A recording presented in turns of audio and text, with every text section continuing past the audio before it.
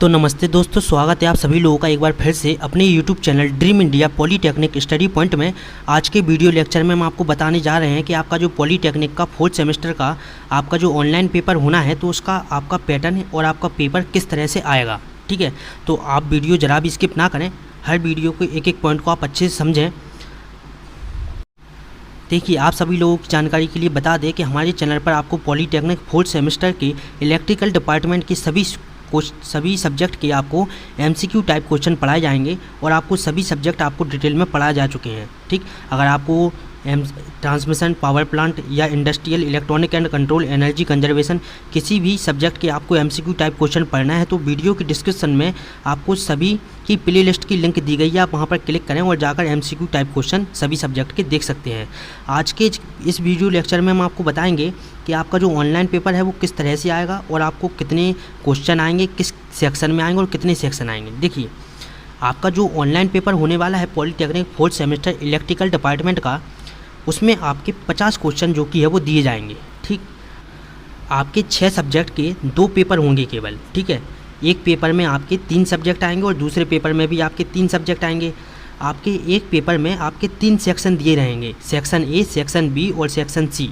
ठीक, आपके तीनों सेक्शन को मिलाकर आपके टोटल क्वेश्चन जो होंगे वो 50 होंगे और आपको 50 क्वेश्चन करने के लिए 90 मिनट दिए जाएंगे। ठीक है, पहली बात ये हो गई। दूसरी बात, आपकी अभी ये कंफर्म नहीं है कि आपका पहला पेपर किस सब्जेक्ट का होना है और दूसरा सब्जेक्ट किन किन सब्जेक्ट का होना है, तो अभी ये कंफर्म नहीं है। बट ये कंफर्म है कि आपके एक पेपर में 3 सब्जेक्ट आएंगे और आपके 3 सेक्शन आएंगे। देखिए, आप लोगों को आज के इस वीडियो लेक्चर में आपको 3 सेक्शन बनाए गए हैं।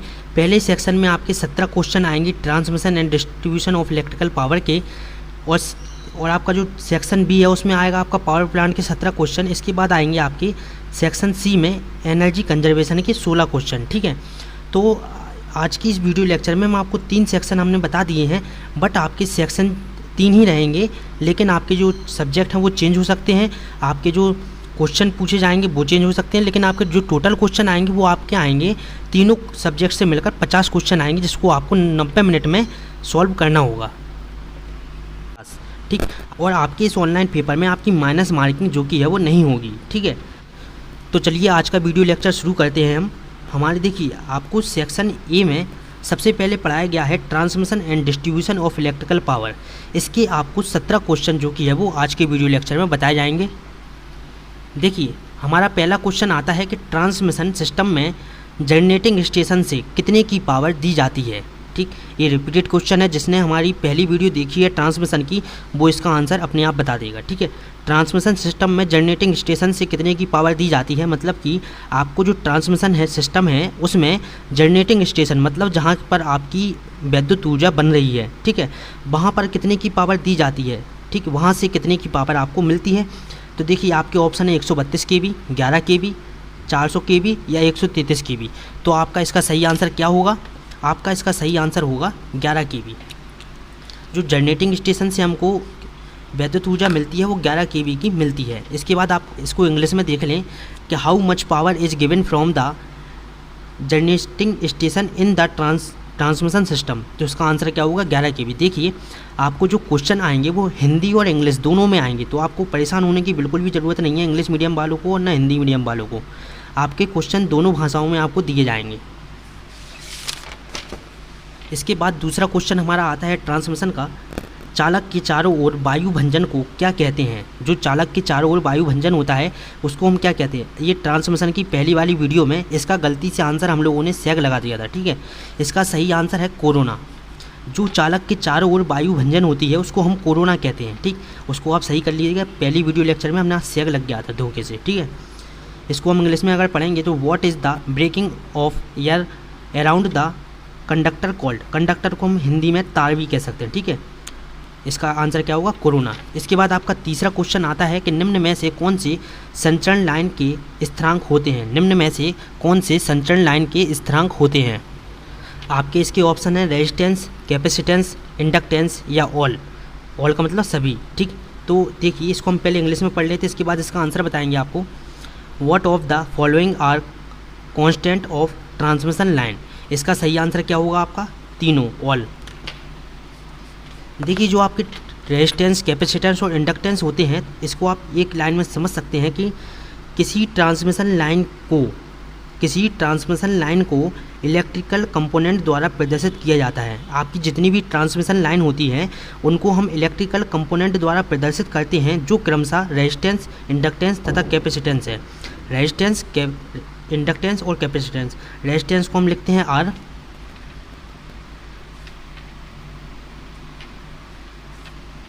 रेजिस्टेंस को हम R से प्रदर्शित करते हैं, कैपेसिटेंस को L से, कैपेसिटेंस को C से, और इसको इंडक्टेंस को किससे, L से।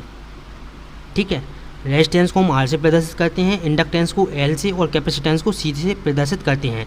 जो आपकी ट्रांसमिशन लाइन होती है उन सभी में R, L, C 3 कंपोनेंट आपके होते हैं, रेजिस्टेंस, इंडक्टेंस और कैपेसिटेंस। तो आपका इसका सही आंसर क्या होगा, सभी।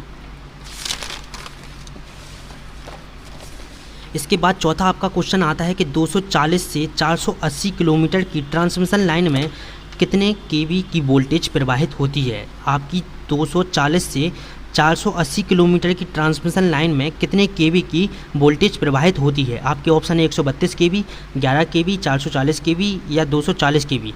देखिए आपका इसका सही आंसर क्या है, 240 केवी। इसके पहले जो हमारा ट्रांसमिशन का वीडियो लेक्चर था उसमें हमने आपको सभी किलोमीटर और ट्रांसमिशन को कितने केवी में लिखते हैं अच्छे से डिटेल में समझाया था इसके बारे में। ठीक है, अगर आपने नहीं देखी है तो आप डिस्क्रिप्शन में जाकर देख सकते हैं। इसके बाद आती है बारी 300 से 800 केवी तक के वोल्टेज को क्या कहते हैं। 300 से 800 केवी तक के वोल्टेज को हम क्या कहते हैं। आपके ऑप्शन है एक्स्ट्रा हाई वोल्टेज, अति उच्च वोल्टता, high voltage, ultra high voltage या इनमें से कोई नहीं। तो आपका इसका सही आंसर होगा एक्स्ट्रा हाई वोल्टेज। इसके बाद आता है हमारा 6वां नंबर का क्वेश्चन कि लाइन कैपेसिटेंस का सिंबल और यूनिट बताओ। लाइन कैपेसिटेंस का सिंबल और यूनिट बताओ। इसके पहले देखिए तीसरी क्वेश्चन में हमने आपको समझाया था, आपका जो लाइन कैपेसिटेंस होता है उसके सिंबल और यूनिट बताएं। ठीक, लाइन कैपेसिटेंस का R ओम प्रति किलोमीटर, L हेनरी प्रति किलोमीटर या आपका फेरेड प्रति किलोमीटर या इनमें से कोई नहीं। तो आपका जो लाइन कैपेसिटेंस होता है इसका आपका सिंबल होता है C और इसको हम लिखते हैं फेरेड प्रति किलोमीटर में। आप इसका स्क्रीनशॉट ले सकते हैं। देखिए आपका जो पैरामीटर है ये सिंबल है, ये है यूनिट। लाइन रेजिस्टेंस को हम लिखते हैं R, यूनिट है इसकी ओम प्रति किलोमीटर। लाइन इंडक्टेंस को हम लिखते हैं L, इसकी यूनिट है हेनरी प्रति किलोमीटर। और लाइन कैपेसिटेंस को हम लिखते हैं C से और इसकी जो यूनिट होती है वो होती है फेरेड प्रति किलोमीटर। ठीक, आप इसका स्क्रीनशॉट ले सकते हैं। इसके बाद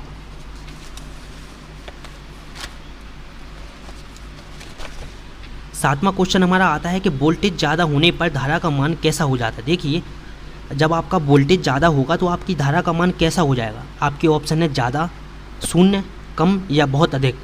तो आपका इसमें सही आंसर क्या है, कम। देखिए जब आपका वोल्टेज ज़्यादा होता है तो आपकी धारा का मान कम हो जाता है, जिससे आपका वोल्टेज ड्रॉप क्या होता है, कम होता है। अगर आपसे पूछ ले कि धारा कम होने पर वोल्टेज ड्रॉप कैसा होता है तो आप उसमें लगाएंगे कम होता है।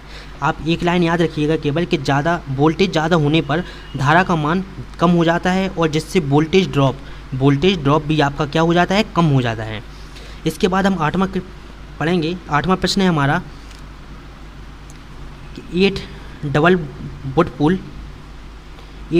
8वां क्वेश्चन है हमारा कि डबल वुड पोल में कितने केवी की वोल्टेज प्रवाहित होती है।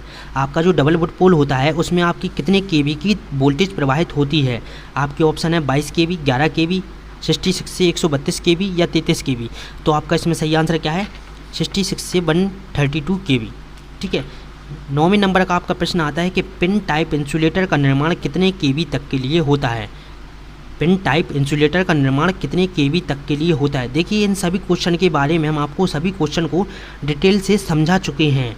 ठीक, आप जो पावर ट्रांसमिशन की आपकी जो MCQ की सीरीज़ थी 50, तो आप वहाँ पर जाकर उस वीडियो को देखें, आपको डिटेल में समझाया गया है सभी प्रश्न के बारे में। ठीक है, पिन टाइप इंसुलेटर क्या है, इसमें कितने केवी की धारा प्रवाहित होती है। आपके ऑप्शन है 11 केवी, 66 केवी, 33 केवी या 132 केवी। तो आपका इसका सही आंसर क्या होगा, 33 केवी।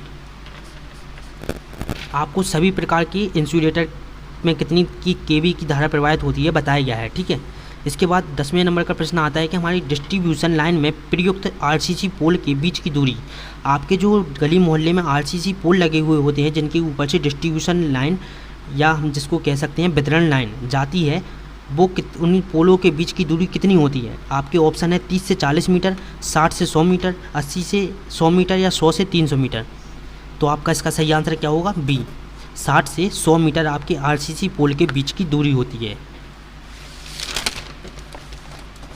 इसके बाद समझते हैं हम अपना 11वां प्रश्न कि आवासीय क्षेत्र में वितरण लाइन होती है। आवासीय क्षेत्र में वितरण लाइन होती है 2 face 2 wire, 3 face 3 wire, 3 face 4 wire या इनमें से कोई नहीं। तो आपके जो आवासीय क्षेत्र होते हैं वहाँ पर आपकी डिस्ट्रीब्यूशन लाइन होती है 3 फेस 4 वायर की। इसके बाद आता है 12वें नंबर का प्रश्न कि करंट तथा रेजिस्टेंस के कारण उत्पन्न लॉस को क्या कहते हैं। करंट तथा रेजिस्टेंस के कारण उत्पन्न लॉस को हम क्या कहेंगे, corona loss, copper loss, dielectric loss या रेडिएशन लॉस। तो इसका सही आंसर क्या होगा, कॉपर लॉस। इसके बाद आता है आपका 13 नंबर का क्वेश्चन कि टी टाइप वुड पोल की लंबाई होती है। टी टाइप वुड पोल, लकड़ी के खम्भे, ठीक है, लकड़ी के खम्भे हिंदी में कहेंगे हम वुड पोल को, कि ए टाइप वुड पोल की लंबाई कितनी होती है, 12.75 मीटर, 13.65 मीटर, 11.65 मीटर या 13.75 मीटर। तो इसका आपका सही आंसर क्या होगा, 12.75 मीटर, ठीक। और देखिए जो आपके एच टाइप के पोल होते हैं वुड पोल, एच टाइप के वुड पोल की लंबाई होती है ये 13.65 मीटर, ठीक। आप याद रखिएगा, ए टाइप के वुड पोल की लंबाई होती है आपकी ये, और बी एच टाइप के वुड पोल की लंबाई होती है आपकी 13.65 मीटर। इसके बाद हमारा 14वां नंबर का प्रश्न आता है कि बी टाइप टावर की ऊंचाई होती है। बी टाइप टावर, अभी हो रही थी बात वुड पोल की, अब हो रही है बात टावर की। बी टाइप टावर की ऊंचाई कितनी होती है, 29.12 मीटर, 29.28 मीटर, 30.8 मीटर या 28.29 मीटर। तो इसका सही आंसर होगा कितना, 29.28 मीटर। इसके बाद बारी आती है 15वें नंबर क्वेश्चन की, इंडिया में मानक आवृत्ति स्टैंडर्ड फ्रिक्वेंसी होती है। इंडिया में जो आपकी मानक आवृत्ति है जिसको हम इंग्लिश में कहेंगे स्टैंडर्ड फ्रिक्वेंसी कितनी होती है, 25 हर्ट्ज, 50 हर्ट्ज, 60 हर्ट्ज या 20 हर्ट्ज। देखिए आपकी इसमें होती है 50 हर्ट्ज, ठीक। इसके बाद आता है आपका 16 नंबर का क्वेश्चन कि जहाँ पर फॉल्ट होता है वहाँ मेगर क्या प्रदर्शित करता है। सबसे पहले तो आप ये बात जान लें कि जब आपकी डिस्ट्रीब्यूशन लाइन में आपका कहीं पर फॉल्ट हो जाता है तो हम फॉल्ट का पता लगाते हैं किससे, मेगर से। तो मेगर का काम किस में होता है, फॉल्ट का पता लगाने में। और जब जहाँ पर आपका फॉल्ट होता है तो वहाँ पर मेगर की स्क्रीन पर आपका 0 प्रदर्शित होता है। आपके ऑप्शन आएंगे इन्फिनिटी, अनंत, 0, 1 या 2। आपकी मेगर की स्क्रीन पर क्या होगा, 0, ठीक है, जब जहाँ पर आपका फॉल्ट होगा। इसके बाद बारी आती है 17 नंबर क्वेश्चन की कि मोरले लूप टेस्ट में हम किस फॉल्ट का पता लगाते हैं। जो आपका मोरले लूप टेस्ट है इसमें हम किस फॉल्ट का पता लगाते हैं। पहला ऑप्शन है आपका अर्थ फॉल्ट का, short circuit fault, open circuit fault या ए और बी, ठीक, ए और बी। तो इसका आपका सही आंसर क्या है, ए बा बी। आपका जो मोरले लूप टेस्ट है इसमें आपके अर्थ फॉल्ट और शॉर्ट सर्किट फॉल्ट दोनों तरह के फॉल्ट का पता लगाया जाता है। और आपके देखिए फॉल्ट शॉर्ट सर्किट में आपके मोरले लूप टेस्ट होता है एक, और एक होता है आपका वर्ले लूप टेस्ट। 2 तरह के लूप टेस्ट आपके होते हैं। इन दोनों लूप टेस्ट में हम अर्थ फॉल्ट का और शॉर्ट सर्किट फॉल्ट का पता लगाते हैं, ठीक है। ये तो हमारा ख़त्म हो चुका है सेक्शन 1। इसके बाद हमारा स्टार्ट होता है सेक्शन 2 स्टार्ट। देखिए सेक्शन बी स्टार्ट होता है जिसमें आपसे पूछे गए हैं पावर प्लांट इंजीनियरिंग के 17 क्वेश्चन, ठीक। हमारा सेक्शन ए ख़त्म हो चुका है TDEP का, ट्रांसमिशन का। अब सेक्शन बी स्टार्ट होता है। सेक्शन बी में आपका पहला प्रश्न आपसे पूछा गया है कि थर्मल पावर प्लांट की दक्षता होती है, जो आपकी थर्मल पावर प्लांट होते हैं उनकी दक्षता कितनी होती है। देखिए पूरे पावर प्लांट में आपके जितने भी इम्पोर्टेंट क्वेश्चन बन सकते हैं MCQ टाइप क्वेश्चन, ठीक, उनकी हमने आपको फ़ोटो पूली आपकी टेलीग्राम चैनल पर डाल चुके हैं, ठीक। इंस्टाग्राम पर भी डाल दी है, आप वहाँ पर से जाकर डाउनलोड कर सकते हैं। उनमें आपको सारे पावर प्लांट के वर्गीकरण बताए गए हैं और सारे जितने भी MCQ प्रकार के क्वेश्चन बन सकते हैं उसी टेबल में से आपके बनेंगे। देखिए सबसे पहला आपका ऑप्शन है 10 से 20%, 20 से 30%, 40 से 50%, 30 से 40% या 50 से 60%। तो आपका इसका सही आंसर क्या है? जो आपका थर्मल पावर प्लांट होता है उसकी दक्षता होती है 30 से 40%।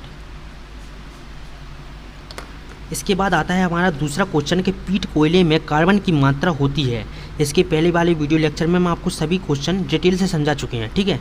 पीट प्रकार के कोयले की कार्बन की मात्रा कितनी होती है? तो 50 से 60%, 65 से 70%, 10 से 20% या 40 से 45%।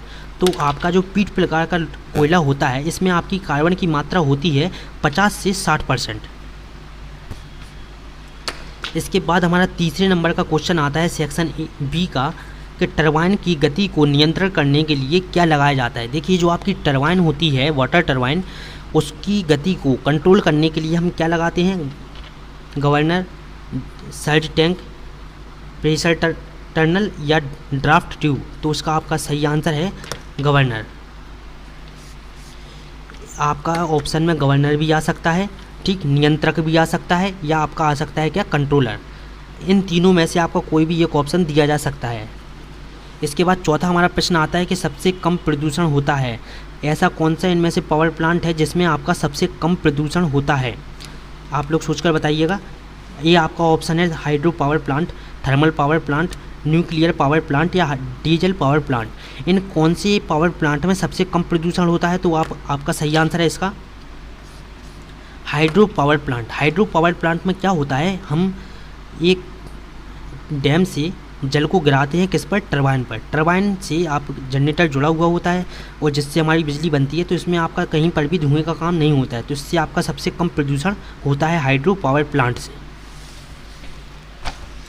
इसके बाद आपकी बारी आती है 5वें नंबर प्रश्न की कि देखिए न्यूक्लियर पावर प्लांट की दक्षता होती है।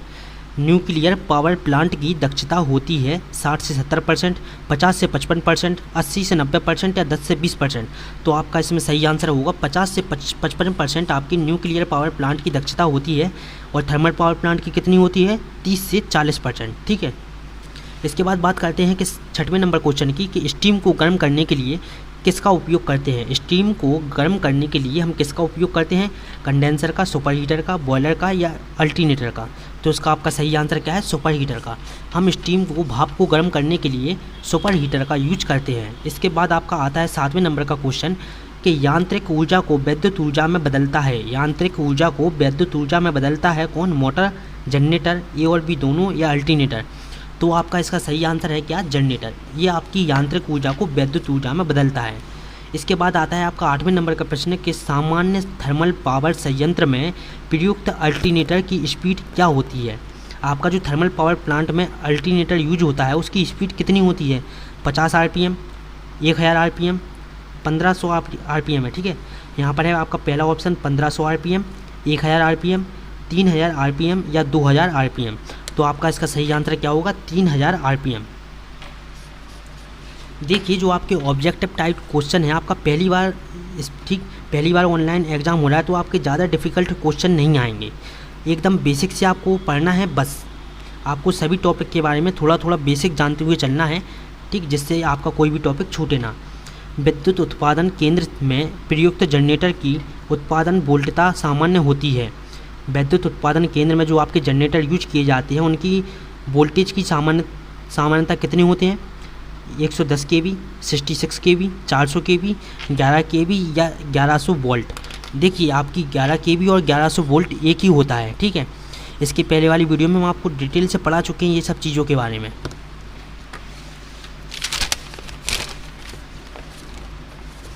इसके बाद आपका आता है 10वें नंबर का question.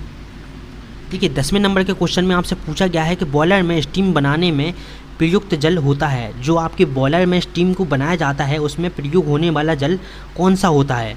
DM water, raw water, portable water या ड्रिंकिंग वाटर? ड्रिंकिंग वाटर तो देखिए पीने वाला पानी हो गया, ठीक। आपका जो DM वाटर है वो आपका यूज होता है किसमें? बॉयलर में स्टीम बनाने के लिए। तो आपका इसका सही आंसर क्या होगा? DM वाटर, ठीक। इसके बाद 11वें नंबर का क्वेश्चन आता है कि ठोस ईंधन होता है। ठोस ईंधन होता है, इनमें से कौन सा ठोस ईंधन होता है आप बताइएगा? कोल गैस, गैसोलीन, लकड़ी या एल्कोहल? इनमें से कौन सा आपका ठोस ईंधन है? तो जो लकड़ी है आपकी वो है आपका ठोस ईंधन। ठीक। 12वें नंबर का आपका प्रश्न आता है कि गैसीय ईंधन होता है, गैसीय ईंधन होता है निम्न में से कौन सा गैसीय ईंधन है? Coal gas, gasoline, producer gas या ए व सी दोनों। तो आपका जो ए व सी है, प्रोड्यूसर गैस और कोल गैस, ये दोनों आपके क्या होते हैं? गैसीय ईंधन होते हैं। देखिए पावर प्लांट की जो 50 MCQ सीरीज चल रही थी उसमें हमने आपको ये सब पढ़ाए हैं कि ठोस ईंधन कौन कौन से होते हैं, ठीक, गैसीय ईंधन कौन कौन से होते हैं, परंपरागत, नवीनीकरण, अनवीनीकरण, सब पढ़ा चुके हैं आपको। ठीक है। 13वें नंबर के आपके प्रश्न में पूछा गया है कि परंपरागत अनवीनीकरणीय ऊर्जा स्रोत हैं, परंपरागत अनवीकरणीय ऊर्जा स्रोत हैं सोलर ऊर्जा, सौर ऊर्जा, एल्कोहल, कोयला या सभी। तो आपका इसमें सही आंसर क्या है? परंपरागत अनवीनीकरणीय ऊर्जा स्रोत आपका है कोयला। इसके बाद आता है आपका 14वें नंबर का प्रश्न, एथेसाइड कोयले में कार्बन की मात्रा कितनी होती है? 35%, 25%, 85% या 15%। तो आपका इसमें सही आंसर क्या होगा? 85% आपका एथेसाइड जो कोयला होता है उसमें आपकी कार्बन की मात्रा होती है। इसके बाद आपका आता है 15वें नंबर का क्वेश्चन कि 1 जूल बराबर कितना होता है?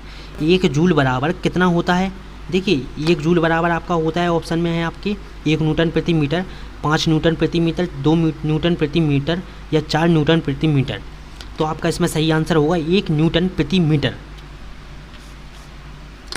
इसके बाद आपका है कि निम्न में से सीबेक प्रभाव है, निम्न में से अब आप बताएंगे कि इनमें से कौन सा आपका सीबेक प्रभाव है। जिसने भी हमारी सारी 50 MCQ सीरीज जो चल रही हैं वो देखी हुई है वो इन सभी के आंसर आराम से दे सकता है। जिसने भी ये सारी वीडियो देखी है वो इन सभी क्वेश्चन के आंसर आराम से दे देगा। ठीक है।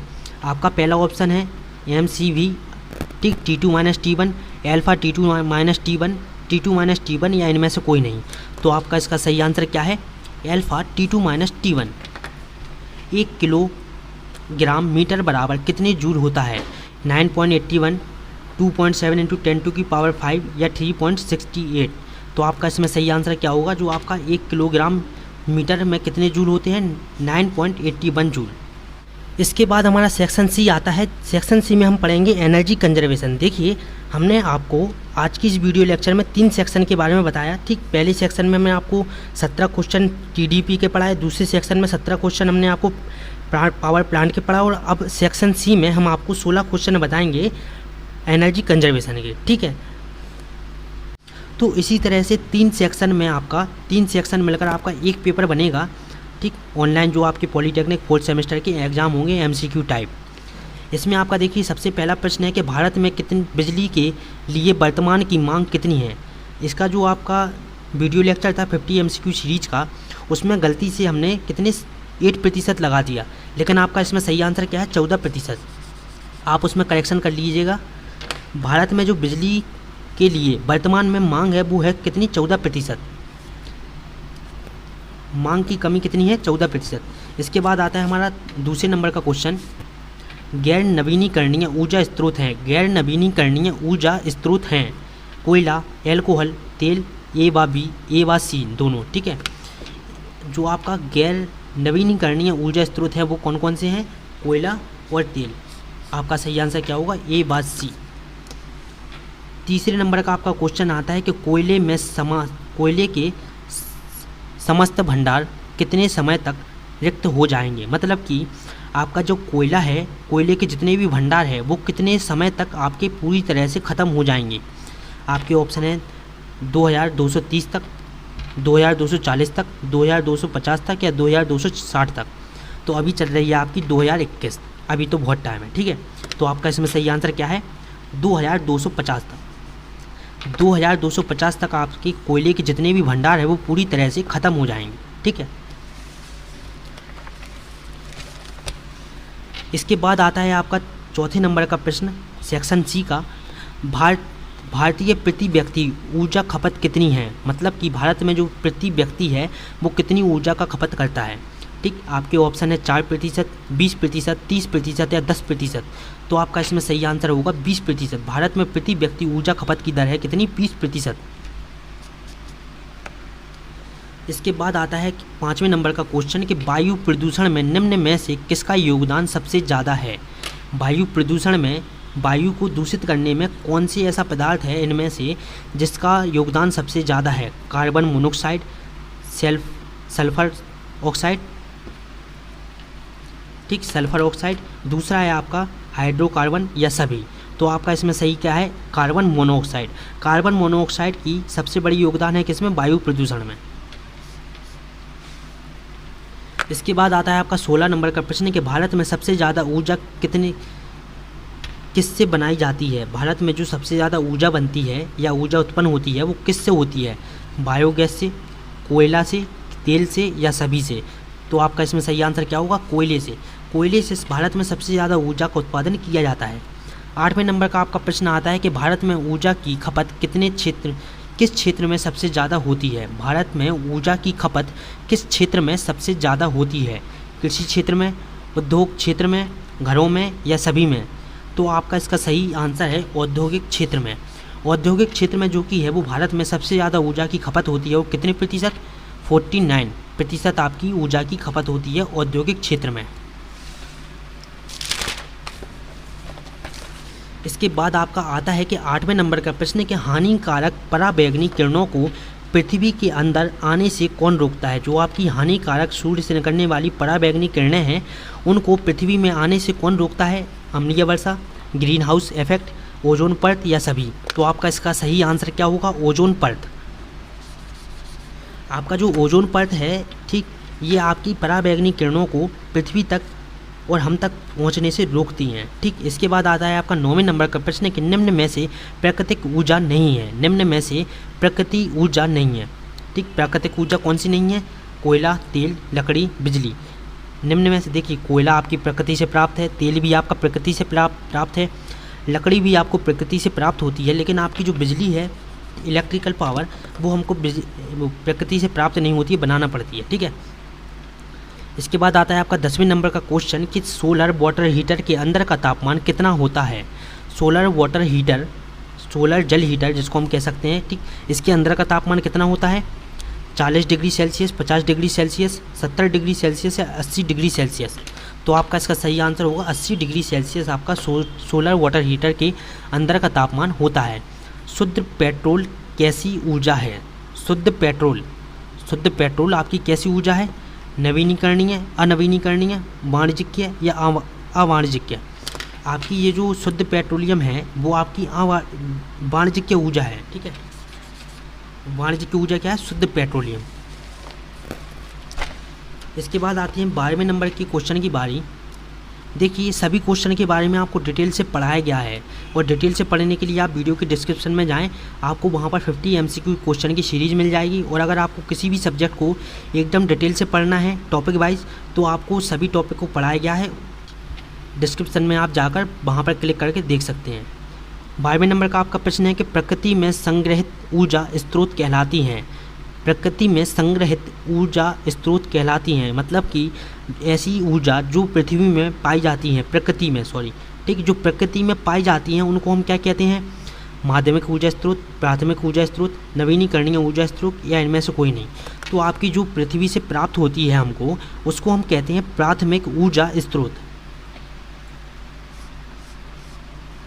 इसके बाद आता है आपका 13वें नंबर का क्वेश्चन कि किस देश के पास वैश्विक कोयला भंडार का सबसे बड़ा भाग है?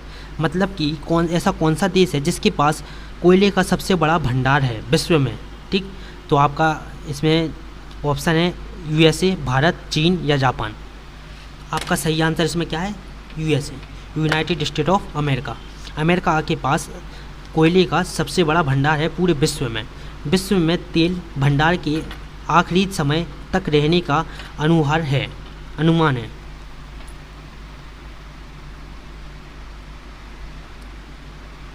मतलब कि जो तेल का भंडार है आपके, उनके आखिरी समय तक रहने का अनुमान क्या है? 35 वर्ष, 45 वर्ष, 75 वर्ष या 25 वर्ष? तो आपका इसका सही आंसर क्या है? 45 वर्ष, ठीक। जो अनुमान लगाया गया है कि लगभग 45 वर्ष के अंदर 45 वर्ष तक आपके जो तेल भंडार है वो पूरी तरह से समाप्त हो जाएंगे, ठीक।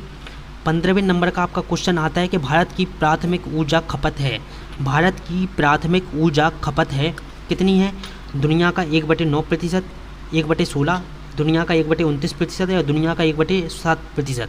तो आपका इसमें सही आंसर क्या होगा? दुनिया का 1/29%। इसके बाद आता है हमारा लास्ट क्वेश्चन कि लिग्नाइट कोयले में कार्बन की मात्रा कितनी होती है। जो आपका लिग्नाइट कोयला होता है उसमें कार्बन की मात्रा कितनी होती है? 24 से 28%, 28 से 30%, 21 से 22 या 26 से 28%। देखिए आप सभी लोगों को पता है कि लास्ट क्वेश्चन आप लोगों का होता है, ठीक है।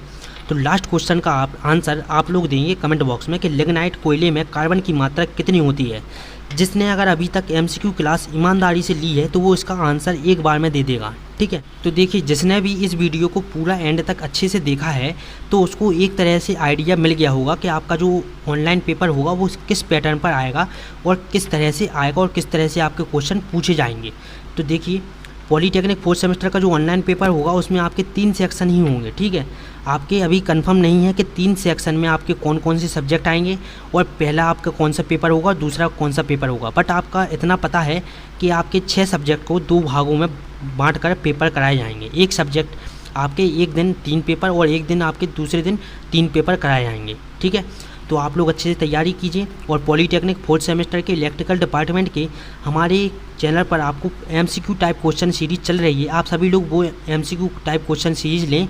अगर किसी ने अभी भी नोट्स नहीं बनाए हैं तो कोई परेशानी नहीं है, अब नोट्स बनाने का टाइम जा चुका है। अब आप केवल MCQ टाइप क्वेश्चन की सीरीज़ को देखें, उनको जो क्वेश्चन लिखाए गए हैं आप उनको नोट करें और देखिए इस पूरी वीडियो के हम जो आपको क्वेश्चन बताए गए हैं ये पूरी PDF आपको टेलीग्राम चैनल पर मिल जाएगी। तो जिसको भी ये पूरी PDF लेना हो तो वो टेलीग्राम चैनल से डाउनलोड कर सकता है। तो अगर वीडियो अच्छी लगी हो तो लाइक, कमेंट और अपने दोस्तों के साथ शेयर करें और अगर चैनल को अभी तक सब्सक्राइब नहीं किया है तो चैनल को सब्सक्राइब करें। आप सभी लोग अपना इसी तरह से सपोर्ट बनाए रखें। अभी तक आप सभी लोगों ने बहुत सपोर्ट किया है, आगे भी सभी लोग अपना ऐसे ही सपोर्ट बनाए रखें। तो नमस्ते, मिलते हैं अगले वीडियो लेक्चर में।